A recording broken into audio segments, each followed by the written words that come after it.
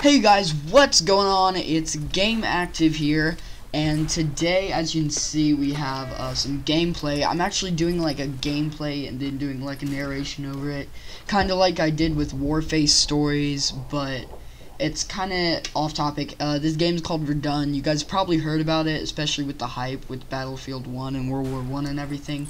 It's basically World War 1 like kind of simulation. And it's pretty awesome. I hope you guys enjoy this gameplay. I love this game. I can't remember if I did good in this game or not. I just remember I recorded this video expecting it to for me to upload it to YouTube, and it never really got there because my voice wasn't recording with the program. So I just thought I might use it like for scrap footage if I ever want to talk about, you know, Battlefield 1. And that's what we are here to talk about today. So if you don't know what happened today, Battlefield 1 live stream came out. There's a bunch of gameplay with it. There was a new trailer, and I personally was hyped, so I went down, sat on my bed, and watched the whole entire live stream. So I basically saw everything. And what I have here is a little list that we can talk about. And yeah, that's pretty much it. So the first thing on my list I really want to talk about is presentation. Presentation, it looked like, it kind of gave it like an old Call of Duty vibe, like Call of Duty 2. It had like, you know, did you see that, like, did you guys see that map if you guys watched it? IGN has like a 14-minute video on it. You guys might see the map or not. It gave it kind of like an old like Call of Duty 2 kind of vibe, which I really like because I love Call of Duty 2. But it's, then again, it's not supposed to be a World War II game, but the it looked very sleek, it just looked very modern, but it had like a really kind of gritty vibe, you know, like muddy vibe. Like when I say gritty, I don't mean like an adjective gritty. I literally mean like it like looked gritty, like people had like grit on their face, like they were running through the mud. And also the graphics, people were complaining about it, but the graphics, people were saying it looked like Heroes and Generals, which it kind of did. But then again, it's pre-alpha. It's not even close to beta yet. So they could, like I saw somebody post in the chat, they could change the whole entire. If they want to, they could change the whole entire game because it's pre-alpha. It's not gonna be like Final Cut, but presentation. Personally, I thought it was great. I think the way they presented it was great, you know. There's all this hype. However, though, when it did get to the gameplay, it kind of bummed me out because when they started, it was just some guy running into a town. Like it wasn't that like as cool as I thought it'd be. Also, post down in the comments as well which team you were for, Team Neebs or Team Stone Mountain. Personally, I was for Team Neebs, and I was kind of upset that they lost, like, because Stone Mountain pulled Level Cap and X Factor from their team, which kind of took me off, but I don't know.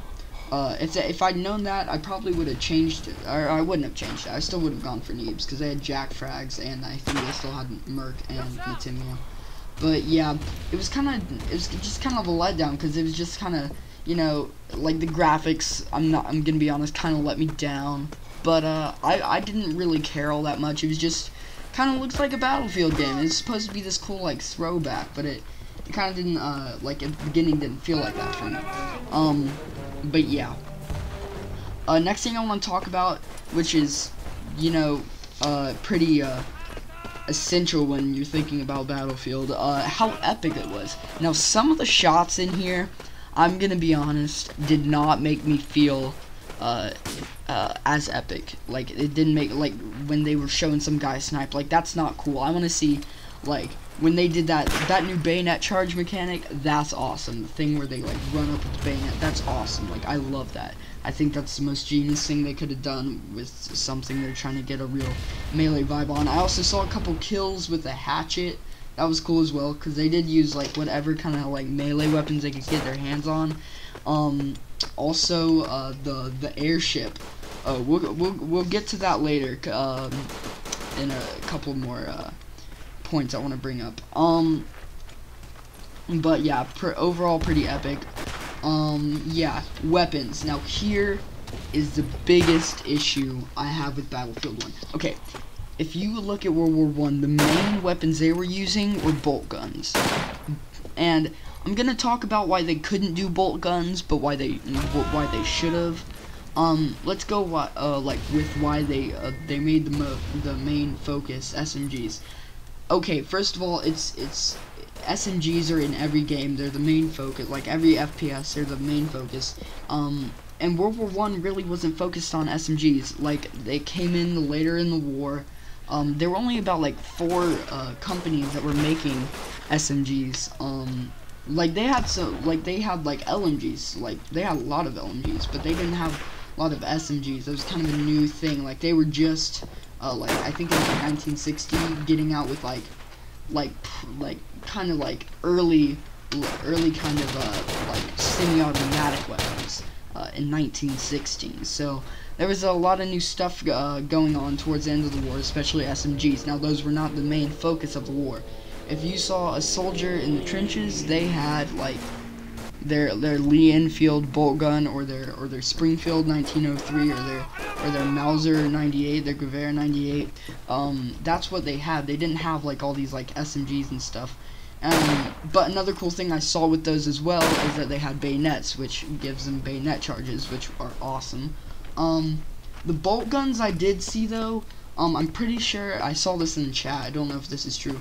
I'm pretty sure you have to use a scope because I think the bolt guns are only in sniper class. Now I do think the assault class, or what they'll probably use for the assault class, has like semi-automatic bolt guns, which is awesome. I'll probably use that if I get this when I get this game. I'll probably use that over the SMGs because it's just kind of getting in the feel for me. But the weapons were good. I think they could probably bump up the damage on the SMGs a little bit. Like, this was World War 1. They didn't have all that medicine and stuff, you know. These are still gonna do a little bit more damage. The grenades were awesome. The gas grenades were awesome. A really cool thing I saw were like the anti-tank grenades. Like all the grenades strapped to that one thing and they threw it. That was really cool. I actually thought that was probably the coolest thing. Yeah, so overall pretty great. Tanks, I guess, count in the weapons category too. The tanks were pretty impressive. I also saw the layout, how you could see like which position you were in the tank. That was pretty cool. If you saw that at the bottom, like the very bottom center of the screen, that was pretty cool. So weapons, I'm trying to think of anything else I want to talk about with the weapons. The reason they should have done bolt guns, because the reasons they should have done bolt guns is because they're just, you know, it's kind of cool. Like, of course, it wouldn't be very okay. Let's talk more about why they couldn't do it. First of all, bolt guns, they were like back in the day. That's why they probably used it for sniper. They were like one hit kill. Okay, you got hit with that bolt gun, you were down. Like there was nothing you could do. It's, you know, when you're trying to do kind of like a fast-paced gameplay, when you're sitting there trying to reload a bolt and shoot, reload a bolt and shoot, like in close quarters, that's kind of hard, honestly. And I think that's one of the main reasons they didn't do it. The only reason I really think they should have done it is because bolt guns are like cool. Just think of you like in the trenches, you know, like guys coming towards you, you shoot him, then you melee him. That's just awesome. Really cool. Weapons, yeah, basically the only thing I had a problem with, so that was awesome. Yeah, so let's go to air combat. Most likely my favorite part of the whole entire live stream is when they showed off those airplanes going against that airship. That airship they would call in, and I also liked how he said no matter what, it affects, like, no matter where you shoot it. It's not like on a time pass, so if you shoot it, it like falls at like a specific place. When you shoot it, it's down no matter where it's heading towards. So if it's over a field, it falls in the field. It's over the town, it falls in the town. If it's over the trenches, it falls in the trenches. Like, you can do nothing about that. But I also saw like a lot of like planes going up, shooting it, then twirling under, and coming back up and coming down and shooting it. I just thought that was really cool. Of course, I would probably do a lot of air combat too, and they also they're saying that they're gonna have like their own pilot class, kind of like back in like the old Battlefronts, like Battlefront and Battlefront 2. Those were pretty awesome. So yeah, air combat, easily my favorite part of it. Another thing that I noticed, I'm gonna go back to weapons real quick, or like kind of gameplay, was in the live stream, I didn't like it as much. Like, I was kind of sitting there, I was kind of bummed out. But when I got to watch it on like jackfrags channel and then Merc Music's channel, they kind of showed like the sounds and like kind of like real like in there, because they were switching around a lot in the live stream, which is kind of ticking me off because I really want to look at stuff. Like, there was one point when the airship was going down and they just cut it, like they just cut it away from the airship falling down. Like, we had seen it before, but like he said, I wanted to see how it affected the land. Oh, another thing in presentation, that's just a quick thing, how like grenades and field guns will affect the land, like it can literally level the land. That was pretty cool, because that was actually a thing that happened in World War I, like you can level an entire field, so that was awesome. New additions, let's go ahead with new additions. Basically what I'm talking about here is the like new things they added for Battlefield 1. First of all, the respawn thing, where you could kind of see where soldiers are moving, that could get kind of a problem with you know, respawn, because with Battlefield 4 there's a lot of respawn problems, and if you then get to see where they're coming and then you respawn there, that's gonna make some people angry. But I can see why they did that, you know. It gives you more tactical advantage. However, knowing Battlefield players, or some COD players that like to play Battlefield, they won't take it like that. They'll see it as an opportunity, you know, to just shoot and like, oh look, there's like 4 guys headed to that spawn. If I spawn at this time, I can take them all out. Yeah, so that's the only thing I really have a problem with. Another thing I loved about this, especially the melee weapons, like I said before, that bayonet charge, I could not get over that. It's just so like, I don't know, there's just something about it that just really made me happy. Like, when you like there was this one part, jackfrags video, where he's running and he just stabbed it up and he was gone, and he ran off and then he shot some people. Like, that's just how it was in World War I, and they did that very well. Like, that's an awesome mechanic. DICE really nailed it on the head with that one. Besides that, there weren't a lot of new additions. I did, with the airship, kind of get like a kind of Siege of Shanghai feel, whereas like you can capture this thing, or you can just get it out, like, because you know, like in Siege of Shanghai, the best part was when the building would fall, the huge building, and then the map would be, it would just totally change gameplay, because you go from like storming this huge building to like just having to run across, like, and use all this cover of the ruins to try to get to the point. And they do that very well in Battlefield, you know, changing up gameplay. It's a thing that they called Levolution. It kind of failed, but still. So those were kind of things that made me really happy about it, you know, getting to see kind of like how they can kind of interact the Battlefield with the players, and I think that's what they really capture with Battlefield.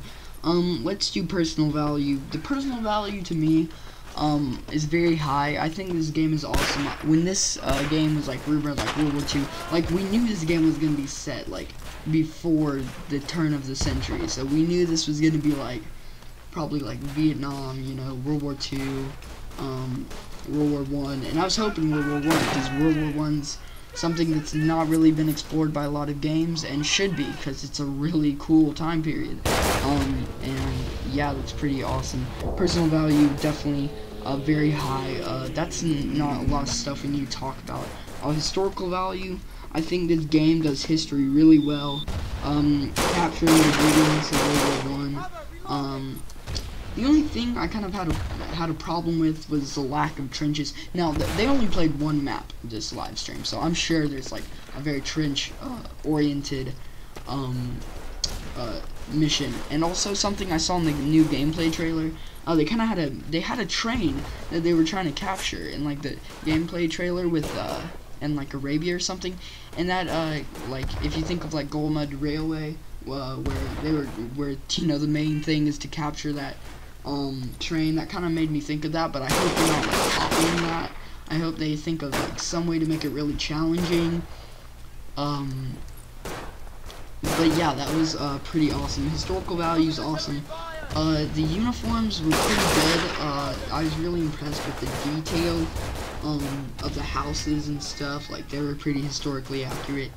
So that just made me really happy. This game, honestly, I don't know. For me, after reviewing all this, I think it's gonna be about 50-50. You know, you bump up some of the weapons, make the weapons more oriented historically, and I don't know, just stuff like that. Besides that, this game's awesome. Of course, they're gonna do graphic stuff, so I don't really need to complain about that. And if they don't do graphic stuff, if you're not planning on doing graphic stuff, please do graphic stuff. Because I'm gonna be honest, it wasn't your best work. Like, I think Battlefront could do that out in like low graphics. So, but they got this. Don't worry. They're gonna make this better, and they will make this better. So that's really all I have to talk to you guys about today. What you guys think of the live stream? As you guys know, I was really kind of unimpressed with it, but when I watched some of the gameplay on other channels, I loved it, and that made me really happy.